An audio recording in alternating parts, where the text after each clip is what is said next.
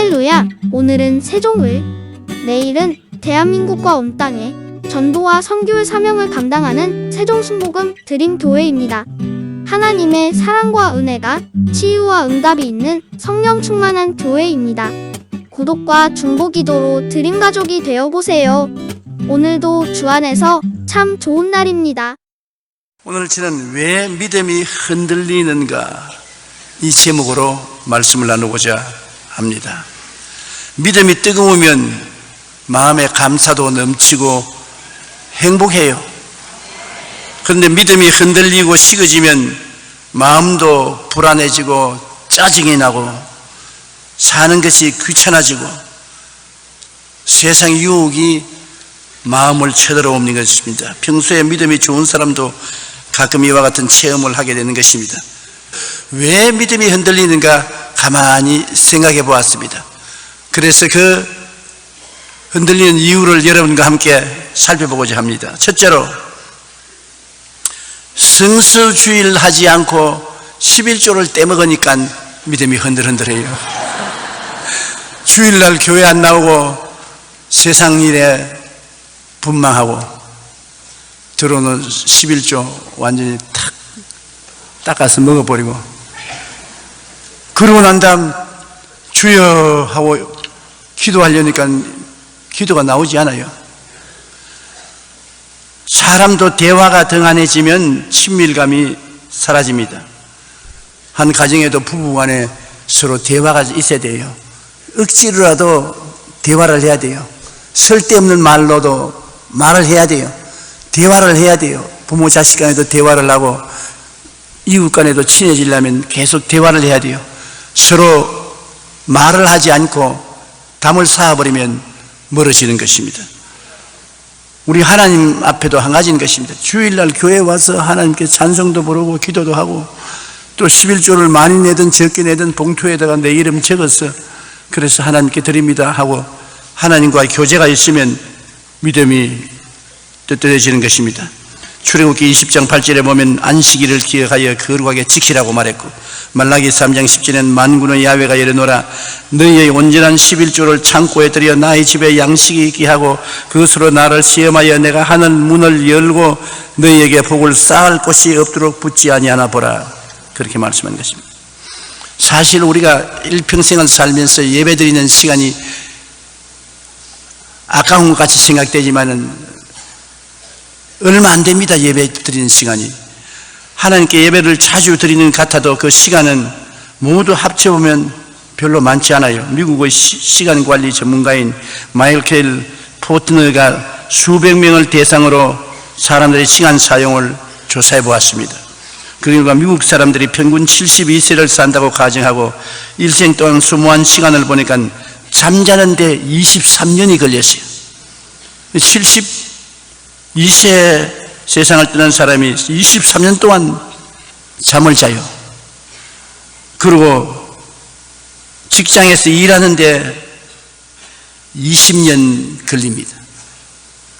쉬면서 즐기는데 7년, 먹고 마시는데 6년, 줄 서거나 신호등을 기다리는데 5년이 걸렸습니다. 또한 약속한 사람을 기다리는데 3년, 물건을 찾는데 이 남자 말고 여성들이 가방 뒤지고 핸드백 뒤지고 하는 그 물건 뒤지는데 3년이 걸려요. 가사 일에 4년, 전화기를 붙들고 있는데 1년을 보낸다고 합니다. 특별히 예수님을 믿는 사람들이 하나님 앞에서 예배를 드리는데 보내는 시간은 평균 일평생에 다 합쳐서 1년 6개월입니다. 72세에 죽는 사람이 1년 6개월 충실하게 교회 와도 더 이상 시간을 보내지 않은 것입니다. 그러니 교회 나오는 것을 아깝게 생각하면 안 됩니다. 누구나 만남이 소문하고 대화가 등한해지면 친밀감이 사라지는데 72년을 살 때 불과 1년 6개월 남짓한 예배 시간마저 빼먹고 하나님과 믿음이 멀어지고 마음이 안 흔들리면 그것은 거짓말입니다.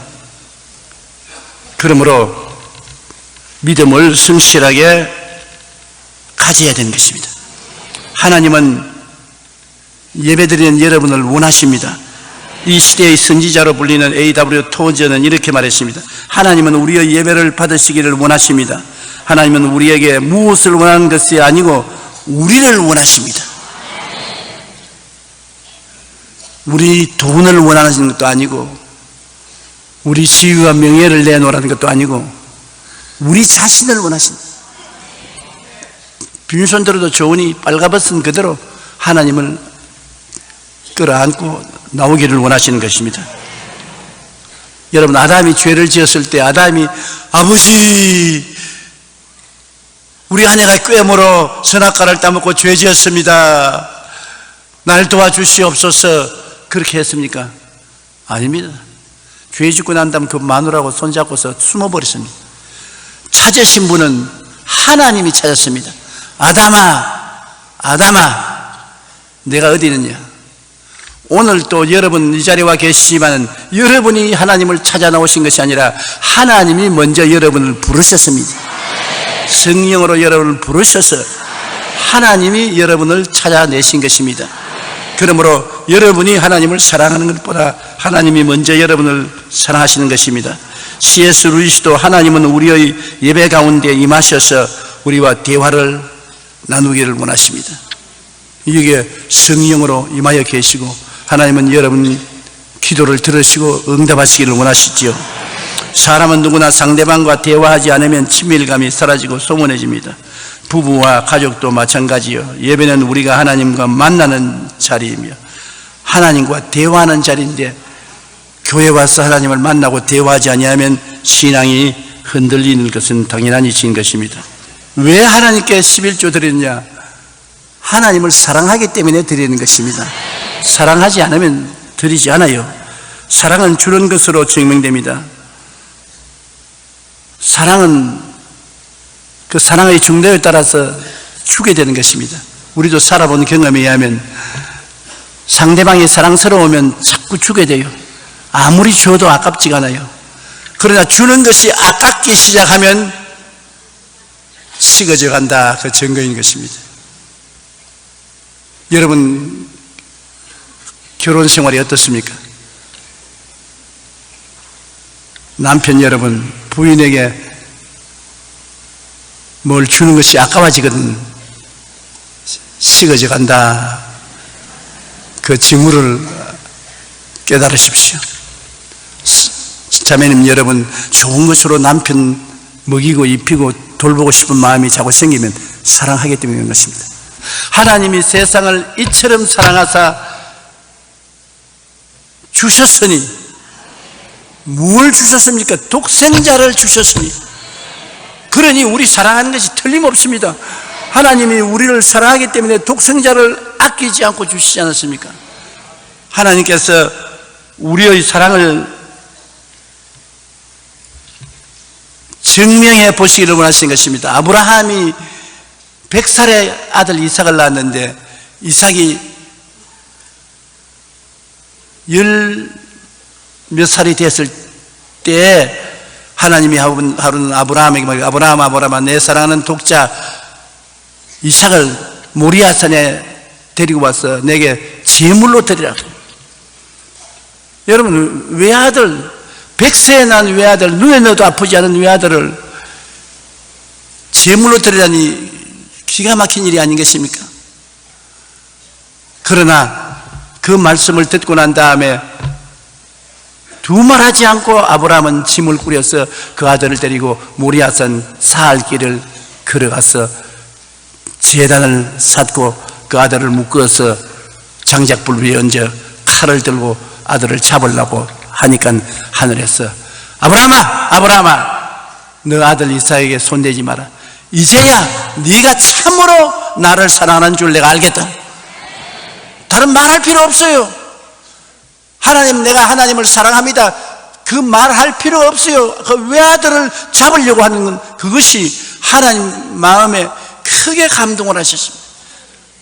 그래서 내가 이제 나를 정말 사랑한 줄 알겠다. 내가 네게 복주고 복주며 너를 번창케 하고 번창케 하겠다는 하나님의 약속을 주신 것입니다.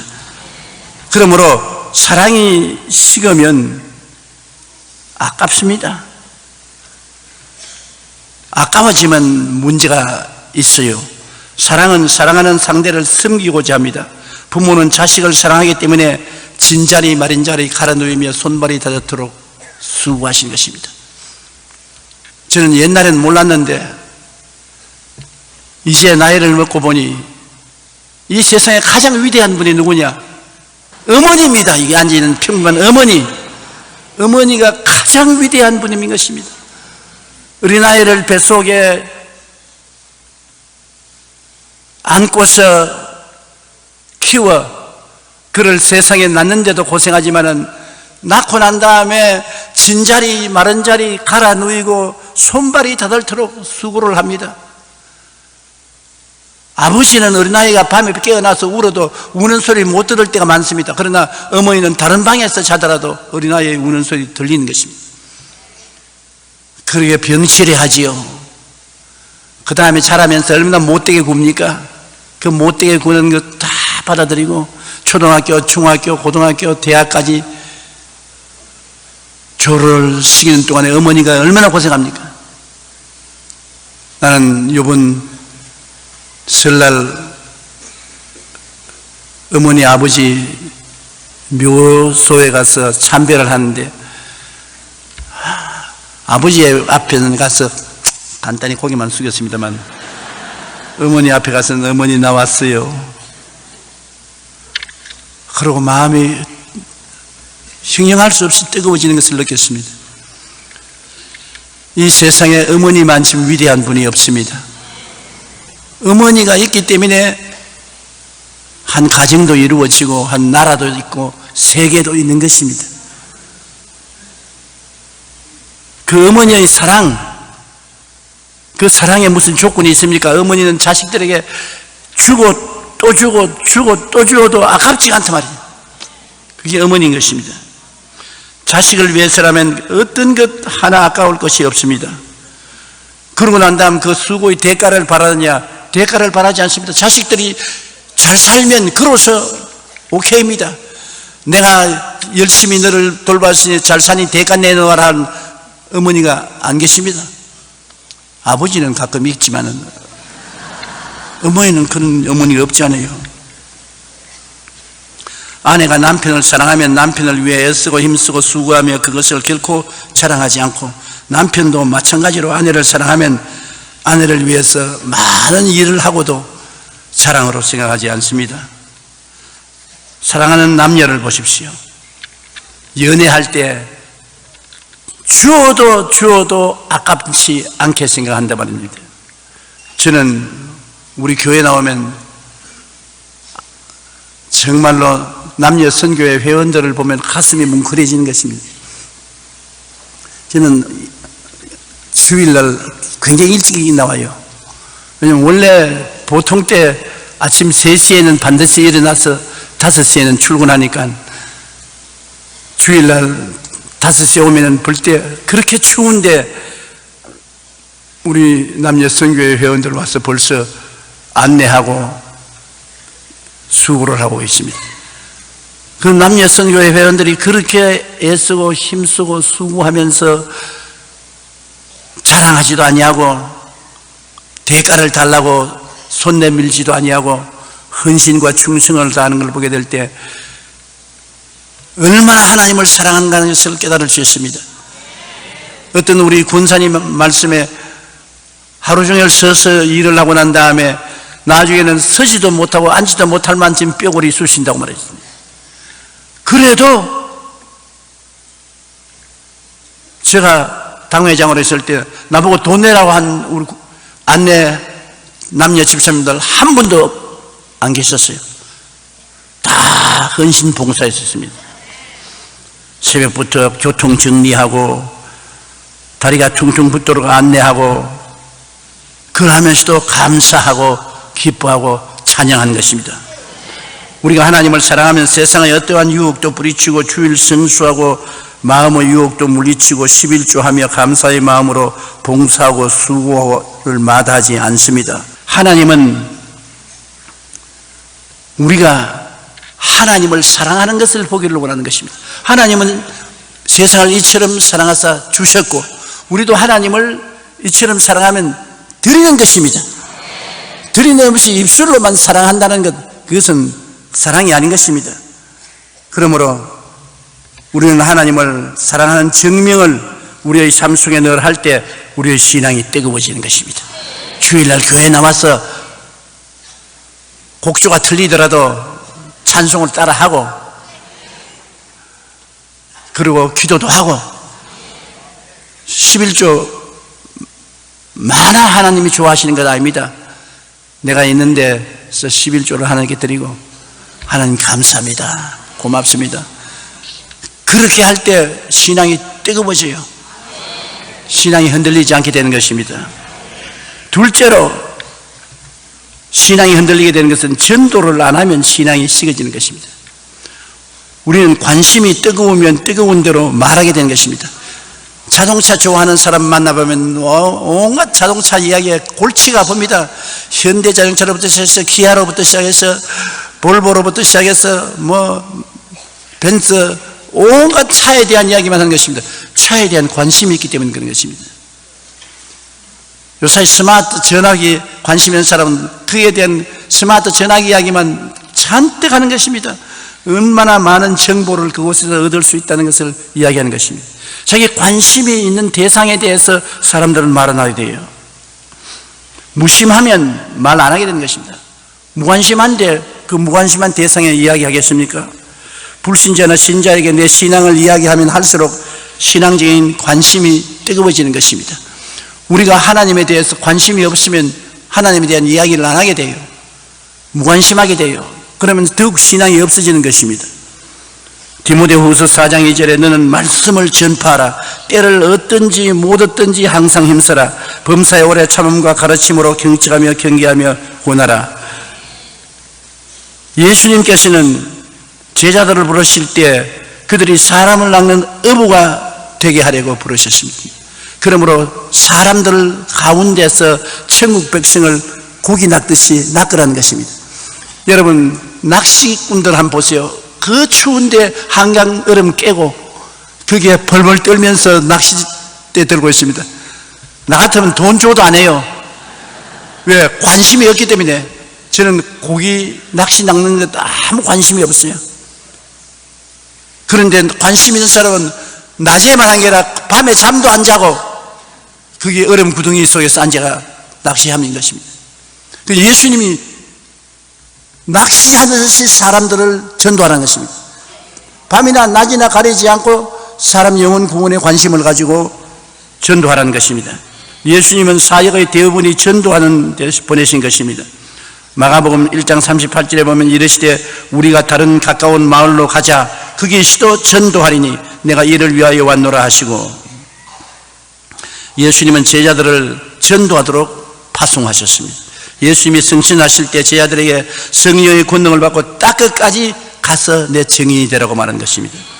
초대교회는 언제나 전도하는 교회로 성도들이 모이면 전도하고 흩어지면 전도하고 전도가 그들의 관심 중심자였는 것입니다. 사도 바울은 자기 생명을 아끼지도 아니하고 복음 전도에 애썼습니다. 그는 사도행전 20장 24절에 말하기를 내가 달려갈 길과 주 예수께 받은 사명국 하나님의 은혜의 복음을 증언하는 일을 마치리 하면은 나의 생명조차 조금 더 귀한 것으로 여기지 아니한다고 말한 것입니다. 로마서 1장 16절 17절 내가 복음을 부끄러워하지 않으니 이 복음은 모든 믿는 자에게 구원을 주시는 하나님의 능력이 됩니다. 먼저는 유대인에게요 그리고 헬라인에게로다. 이 복음을 듣고 믿기만 하면 구원을 얻는다는 것이 이게 놀라운 일 아닙니까? 누구든지 남녀노유 빈부 귀천 할 것 없이 믿기만 하면 구원을 얻는다. 그러므로 이 놀라운 복음을 우리가 때를 얻든지 못 얻든지 전도를 해야 되는 것입니다. 그래야 우리 신앙이 흔들리지 않아요. 우리가 전도를 안 하면 우리의 신앙 자체가 흔들리게 되는 것입니다. 고린도전서 15장 58절에 내 사랑하는 형제들아 견실하며 흔들리지 말고 항상 주의 일에 더욱 힘쓰는 자들이 되라고 말한 것입니다. 우리가 흔들리는 것은 관심을 잃어버리기 때문인 것입니다. 한국 교회가 1885년 복음을 받아들인 지 126년이 되었습니다. 그리고 복음을 접한 지 22년 되는 1907년에 해외 선교를 시작하여 지난 2010년 한국은 선교사 2만 명을 돌파하여 미국 다음으로 이 세계에서 가장 선교사를 많이 보내는 선교 대국이 된 것입니다. 작년 1월 11일 한국 세계 선교협의회 2010년 현재 한국인 선교사가 169개국에 총 2만 445명이 활동하고 있는 것을 발표했는데, 공식적인 보고고 실제로 이보다 더 많은 숫자가 온 천하 만국에 나가서 복음을 전하고 있는 것입니다. 그러므로 오늘 세계에서 미국 다음으로 한국이 기독교 대국인 것입니다. 우리 교회 여의도 순복음교회도 1975년 이후 지난 35년간 전 세계 65개국에 712명의 선교사가 일하고 있는 것입니다. 그럼 우리 여의도 순복음교인 여러분, 우리 교회 선교사가 몇 명인지 모르시는 분이 많지요? 많을 거예요. 저도 모르겠으니까. 그러나 오늘부터 우리 좀 알아보십시다. 전 세계 65개국에 712명의 선교사가 파송되었으며 19년간 412개 교회를 해외에서 개척을 했습니다.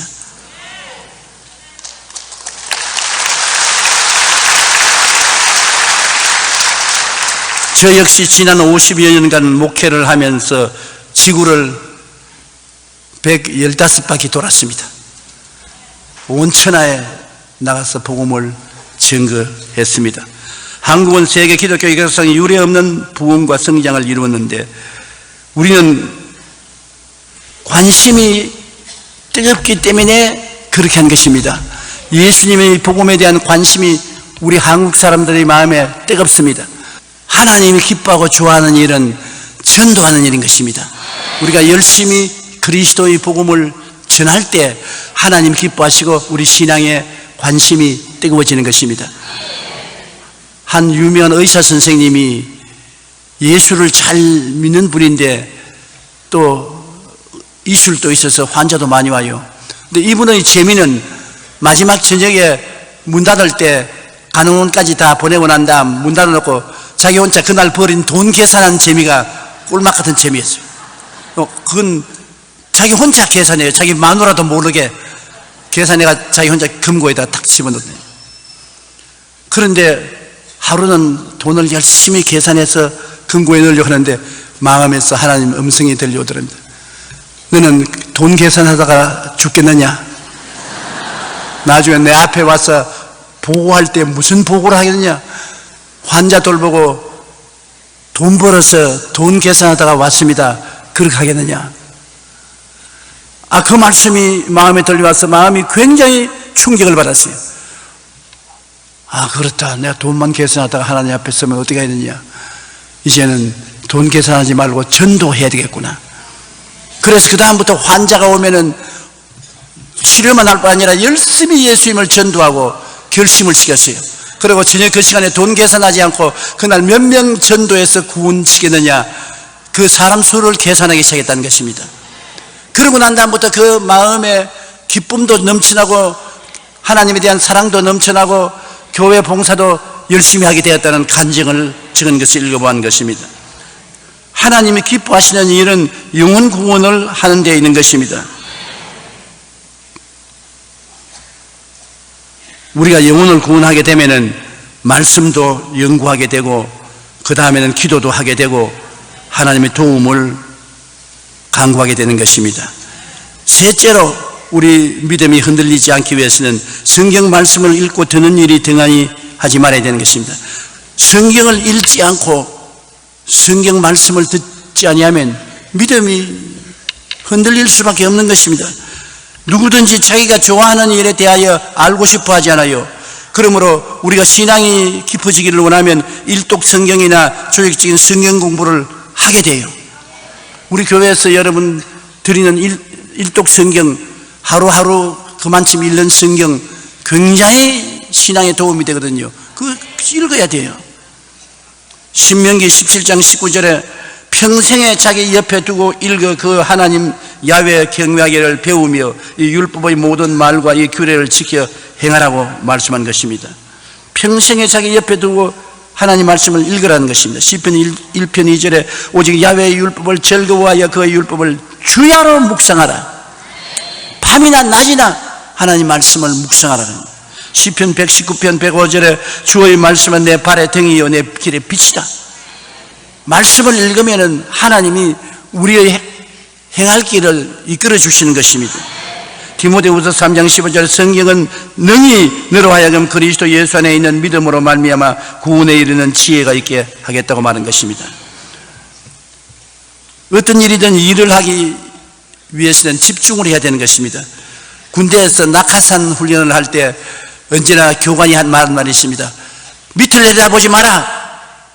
의지로워서 못 뛰어내린다. 먼 산을 바라보라.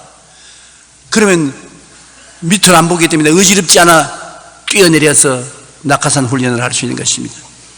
그런데 집중을 한다는 것, 저도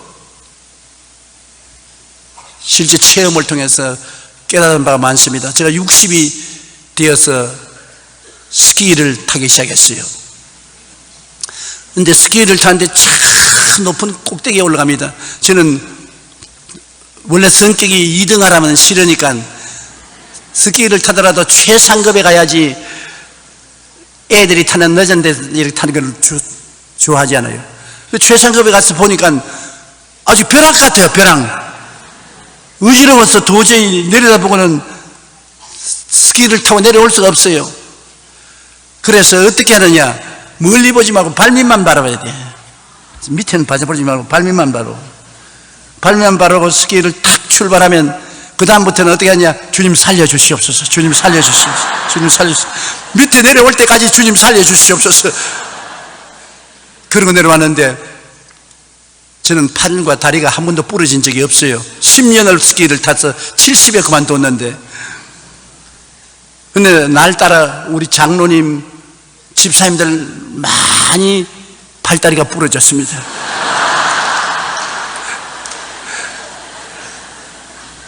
왜냐하면 멀리 바라보고 겁을 내니까 사람이 두려워하고 떨면 안 됩니다. 두려워 말고 떨지 말기 위해서는 우리 신앙생활도 하나님 말씀에 집중해야 돼요. 하나님 말씀을 읽고 듣고 말씀에 집중을 하면 어떠한 환경이 다가와도 환경을 극복할 수 있게 되는 것입니다. 환경에는 불안과 두려움을 가져오는 일들이 많습니다. 그러나 하나님 말씀에 주님께서 볼지어다 내가 세상 끝날까지 항상 너와 같이 하겠노라. 너희는 내게 부르시저라 내가 내게 응답하겠고 크고 비밀한 일을 내게 보여주겠다. 이러한 하나님의 약속의 말씀에 집중을 하는 겁니다. 그 말씀을 외우는 거예요. 그러면 그 말씀이 여러분 마음속에 신앙을 든든히 가지고 흔들리지 않게 만들어 주시는 것입니다. 넷째로 우리 신앙이 흔들리지 않기 위해서는 정규적인 기도 생활을 해야 되는데요, 기도를 했다가 말았다가 그러면 신앙이 흔들리기 시작하는 것입니다. 아주 규칙적으로 매일 기도를 해야 돼요. 한국 성도가 새벽 기도로, 금요 철야 기도로 온 세계에서 유명합니다. 한국인의 신앙이 뜨거운 이유는 이 기도를 정규적으로 열심히 하기 때문인 것입니다.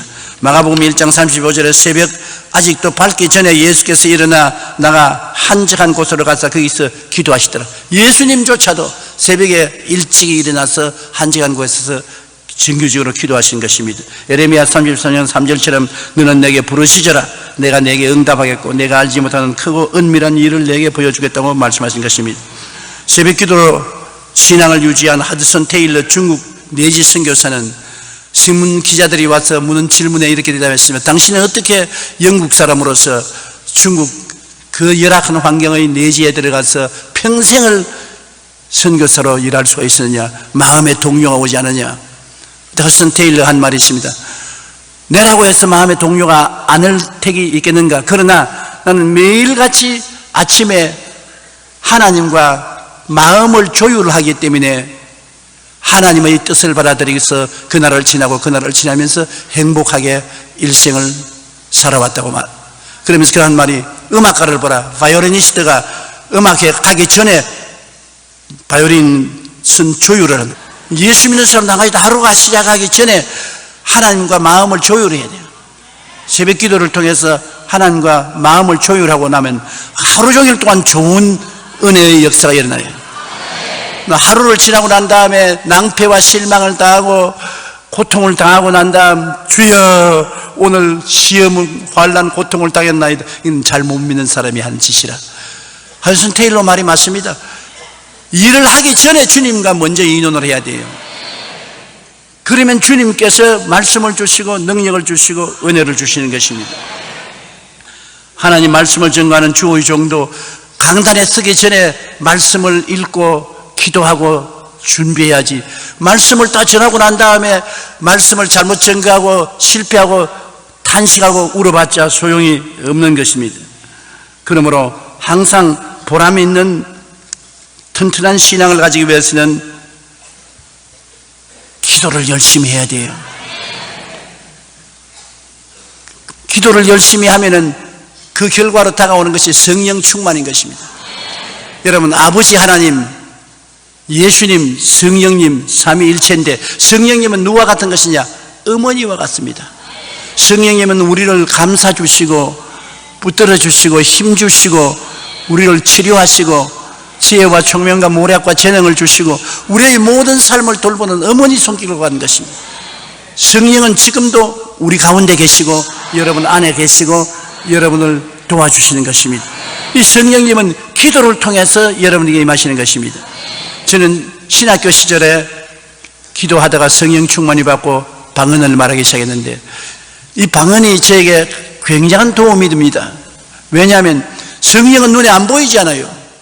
성령이 와 계시는지 나와 함께 계시는지 몰라도 내가 방언으로 기도하면 성령이 내 속에서 계시기 때문에 방언 기도가 나오는 거예요. 그래야 성령님이 계시는구나. 전 세계 여러 나라에 가서 복음을 전가할 때 지치고 피곤하고 힘들고 그럴 때 하나님 성령이 정말 나와 같이 계신지 안 계신지 모를 때 기도하면서 방언을 하게 되면 방언이 내 마음속에 주님이 이 자리에 너와 같이 계신다는 확실한 증거가 되어 주심으로 굉장한 도움이 된 것입니다. 방언이 무슨 얘기인지 알아듣지도 못하는데 남이야 못 알아듣든 상관할 것 없습니다. 내겐 도움이 되는 것이니까. 그래서 내가 아무리 무식하고 못나도 내 속에 지혜와 총명과 모략과 재능과 지식의 근본 되시는 성령이 계시다. 성령께 의지하니까 성령이 힘과 능력을 주시는 것입니다.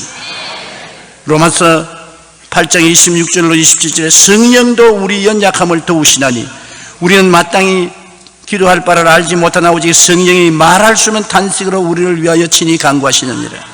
마음을 살피는 이가 성령의 생각을 하시나니 이는 성령이 하나님의 뜻대로 성도를 위하여 간구하심이라.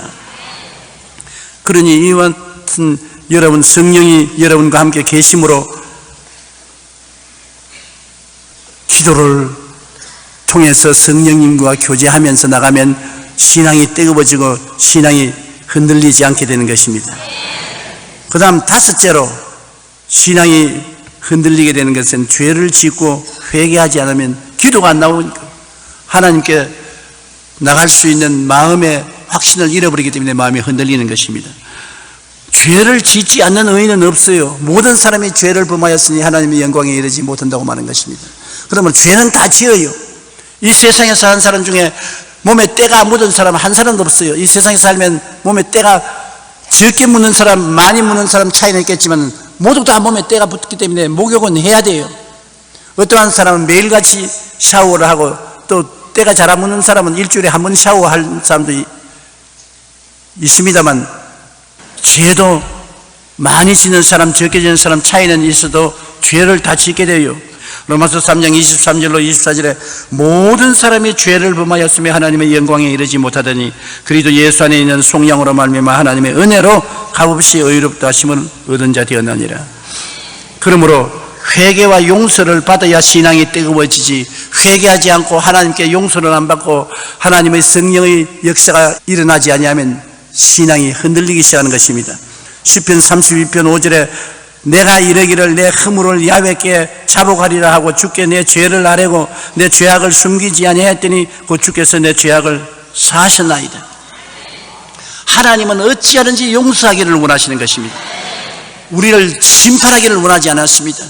그러므로 우리가 하나님께 우리 죄를 자백하면 하나님은 미쁘시고 이로워서 우리 죄를 사하시며 모든 불의에서 우리를 깨끗하게 해주시는 것입니다. 죄를 감추면 안 되는 것입니다. 히브리서 10장 17절과 22절에 또 그들의 죄와 그들의 불법을 내가 다시 기억지 아니하리라. 우리가 마음의 뿌림을 받아 악한 양심으로부터 벗어나고 몸은 맑은 물로 씻음을 받았으니 참 마음과 온전한 믿음으로 하나님께 나아가자. 하나님께 나아가면 하나님이 우리를 씻어주시고 정결하게 해주는 것입니다. 그러므로 기독교의 가장 위대한 역사는 하나님께서 우리에게 끝없이 용서해 주는 것입니다. 베드로가 주님께 나와서 주님이여 내게 죄 지은 사람을 하루에 7번씩 용서하면 충분합니까? 예수님이 하루에 7번씩 7번 너에게 범죄하고 잘못했다고 회개하거든 용서해 주라. 490분 죄를 짓고도 용서해 달라면 용서해 주라고 말하는 것입니다. 그러면 하나님은 한없이 용서하기를 원하는 것입니다. 하나님이 원하시는 것은 우리가 고백하는 마음을 원하시는 것입니다. 아무리 죄를 짓더라도 또다시 잘못했다고 마음에 회개하고 깨닫는 마음만 가지고 있으면 언제든지 용서하고 정하게 해주기를 원하시는 하나님이신 것입니다. 그 다음 환경에 지배당하지 말고 어려울 때 감사 찬송하고 긍정적인 생각을 하면 믿음이 흔들리지 않습니다. 환경의 지배를 당해서 어려운 일을 당할 때 원망하고 불평하고 탄식하면 믿음이 흔들거리게 돼요. 히브리서 13장 15절에 우리는 예수로 말미암아 항상 찬송의 제사를 하나님께 드리자. 이는 그 이름을 증언하는 입술의 열매니라. 항상 찬송하자. 골로새 2장 6절로 시작. 그러므로 너희가 그리스도 예수를 주로 받았으니 그 안에서 행하되 그 안에 뿌리를 박으며 세움을 받아 교훈을 받은 대로 믿음을 굳게 서서 감사함을 넘치게 하자. 몇 년 전에 우리나라의 신지혜 선수가 미국 여자 골프 협회 브리티시 오픈에서 우승을 차지하며 큰 화제가 된 적이 있습니다. 당시 신지혜 선수의 별명이 파이널 퀸입니다. 언제나 저가다가 마지막에 와서 골프에 이긴다는 파이널 퀸이었어요. 신지혜는 그 아버지가 목사입니다. 그런데 목회자의 딸로 독실한 크리스찬인 신지혜 선수는 시합 중에 긴장이 되면 찬송을 부른다고 그랬습니다. 아주 시합이, 골프 시합이 아주 엄청나게 타이트하게 되어 있을 때 그는 노래를 부른다. 찬송을 부른다. 그리고 말씀을 묵상한다. 그 굉장한 도움이 되는 것입니다.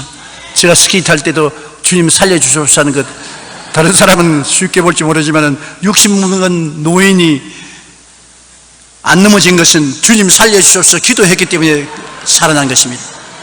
그러므로 무엇을 할 때도 나를 의지하지 말고 하나님께 의지하고 기도하고 찬송하고 감사하면 흔들리지 않아요. 원망, 불평, 탄식하면 모든 것이 다 흔들리게 되는 것입니다. 두려워하지 말라. 내가 너와 함께함이라. 놀라지 말라. 나는 내 하나님이 됨이라. 내가 너를 굳세게 하리라. 참으로 너를 도와주리라. 참으로 나의 의로운 오른손으로 너를 붙들리라고 이사야 41장 10절에 말하고 있는 것입니다. 어떠한 환경에도 주님이 같이 계신 것을 믿으시기 바랍니다. 하나님을 사랑하는 자, 곧 그 뜻대로 부르심을 입은 자들에게는 모든 것이 합력하여 선을 이루나니라. 따라서 말씀해 주시기 바랍니다. 좋은 것은 좋아서 좋고, 나쁜 것은 좋게 만들어 주시니 좋고, 그러니 항상 감사하자. 좋은 것은 좋아서 감사하고, 나쁜 것은 좋게 만들어 주실 것이니 또 감사하고, 우리 예수 믿는 사람은 주께 늘 감사하고 살면 주님께서 우리에게 은총과 사랑으로 채워주시는 것입니다. 성수 주일과 11조를 하고 전도하고 말씀 열심히 읽고 규칙적인 기도 생활을 하고 죄를 지었으면 회개하고 감사 찬송하는 생활을 하면은 믿음이 흔들리지 않아요. 믿음이 굳건하게 서요. 그러나 성수주의를 하지 않고 11조 떼먹고 전도도 안 하고 말씀도 읽지 않고 기도 생활도 안 하고 죄짓고 회개도 안 하고 감사와 찬송하고 원망과 불평하면 흔들리기만 하는 것이 아니라 아예 지옥으로 곤두박질하고 떨어질 위험이 있는 것입니다. 신앙이 늘 뜨겁고 강하기 위해서는 말씀의 지식과 긍정적인 꿈과 믿음과 밝고 환한 신앙 고백이 있어야만 합니다. 이와 같은 신앙의 연총이 여러분과 함께 하시기를 주님 이름으로 축원합니다. 우리 한번 기도드리십시다. 사랑하신 아버지 하나님, 우리의 신앙이 항상 뜨겁고 흔들리지 말고 굳세게 서게 도와주시옵소서. 성령께서 우리 마음을 붙잡아 항상 우리 주 예수 그리스도로 충만한 삶을 살게 하여 주옵소서. 예수님 이름으로 기도드리옵나이다. 아멘.